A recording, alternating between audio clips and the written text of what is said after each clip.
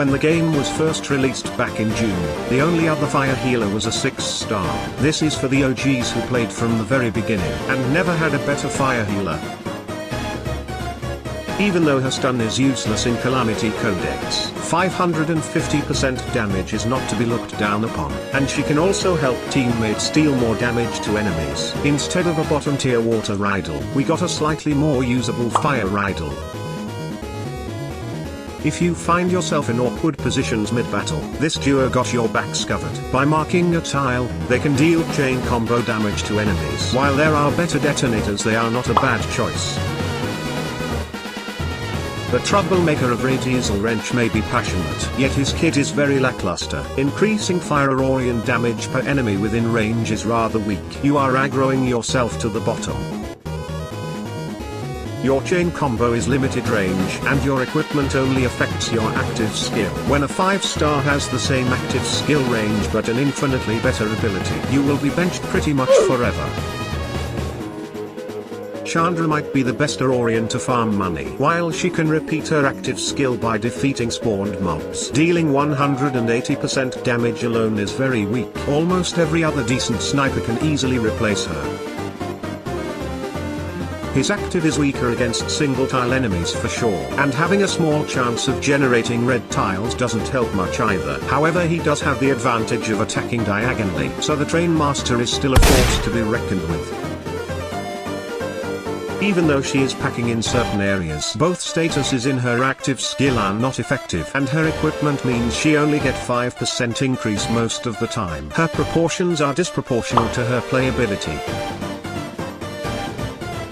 All the main 6-star converters are very good, but IC has got the highest chain combo damage, and she is able to store her passive to deal more damage later on. We all thought she looked like a Tunibio. In the end, she has the power to back it up. Our war veteran is a monster against multiple tile enemies, dealing huge damage to anyone unfortunate in his range. Stacking more furies also means he gets stronger and heals the team more over time. Never count him out of a fight whenever you need someone who hits hard.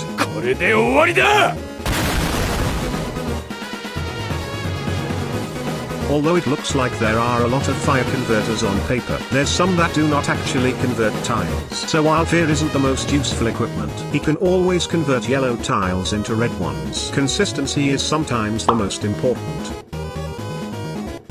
It's with a pinch of salt to say that she's the weakest of the old seals. Her equipment is negligible since there's almost nothing to kill. At least her high damage output still gives her some reliability. Maybe in another format she will shine one day. I rolled for Smokey when she was first released, but Genevieve is the real knight in shining armor, teleporting every 2 turns and healing upon damage, and also being able to activate it twice. She may teleport in L shape, but I see a massive W. Oh great Shadow Lord. If anyone is the best fire support, it has to be you. 2x CC support means more burn, more bleed, and more heal. You are currently the only debuffer in the game, fitting to be amongst the best of Fire Aurorians. Not only her active has a small chance of spawning red tiles, she needs to stack marks to increase chances of burning. One random chance is bad enough, 2 times it's the worst.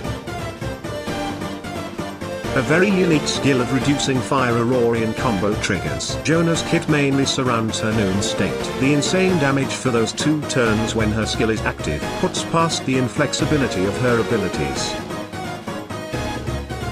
This Dragon Girl has similar abilities to Vice. Increases her number of attacks for every adjacent fire tile, but there aren't many that can inflict burning, so she cannot fully utilize her chain combo. If you need a sniper, she is still a decent choice.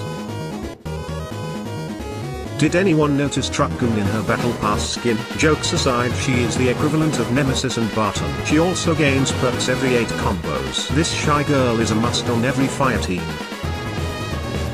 This duo is a lot better than people think. Yes, the buffs from her equipment are rather random, but all the buffs are still very decent. With the guaranteed extra captain position, they both are a nice support for a niche team. He deals damage to himself to deal equivalent damage to enemies. The drawback however is negated with the increase of max HP. His equipment plays around his HP percentage as well. He is just an overall fun Aurorian to use. Damaging enemies, healing and providing shield. He is the avatar of support units. Novio can even boost the team's damage and beyond. If he wasn't double fire he would have been in every possible team. While most units with limited range are not good in my books, these two have a small exception: overlapping damage. With a decent setup they are able to deal a lot of damage. Sure, it's different, but I believe they have some potential. You have the same problem as Wendy. What's the use of teleporting if you don't deal damage along the way? I have a feeling these birds are flocks of the same feather. The only Aurorian I know that deals damage to 5 columns and guarantees 350% damage to enemies. She looks like some Gurren Lagann FGO Nobunaga hybrid, and lets her rock and roll do all the talking. Her barrier can purify, increase the team's defense and converts. She can even passively heal and convert every time she becomes captain. With the additional bonus of being a hot priestess, you have a fire team she's pretty much always in. Being effective in one stage doesn't mean you are useful in another. Rogue is definitely a good example. Generally, she has a rather balanced kit, but it screams weak against boss enemies. On paper she's not as good, but do prove me wrong.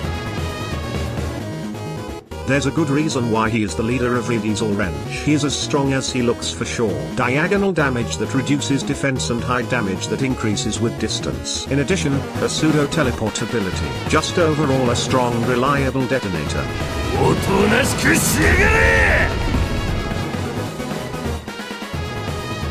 I always have a soft spot for hot girls wearing sunglasses, and Smokey is no exception. Her teleport AoE damage is very impressive, but the resetting of tiles hasn't helped me a lot so far. Overall I have been happy using her. The same problem as Chainsaw Rick. Limited range active and weak passive skill. Did the developers not like anamorphic Aurorians or something? His active skill is similar to Paloma with its cross trigger, but why the heck does he inflict burn marks instead of burning? If the wording was done differently he could have paired so well with other Aurorians. What a huge waste of potential. You can create a red prism tile. For a 3-star this is so ridiculous. The only other Aurorian capable of doing such a thing is Irida. Imagine what it would be like if higher rarity. Her active is one massive fireball, and she deals more damage per combo. A simple and easy yet effective kit. Then you remember the amount of gems you spent to pull for her, realizing you might want to use her more. Her ability to convert an enemy tile into red while resetting is very useful, especially when there are others that make use of that mechanic. However, there are others can do similar actives while serving other purposes too. When the game first released I actually chose to pull for Uriel instead of Carlene, but boy do I sometimes regret that decision.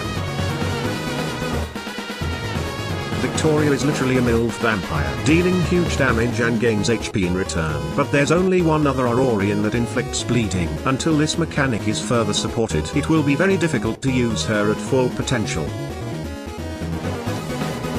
The sanity system is the most recent mechanic. While it is really strong, Calamity Codex says otherwise. Unable to kill enemies means his equipment is locked half the time, and sanity cannot be recovered after using active skill. He is good, but he feels more like a glass cannon.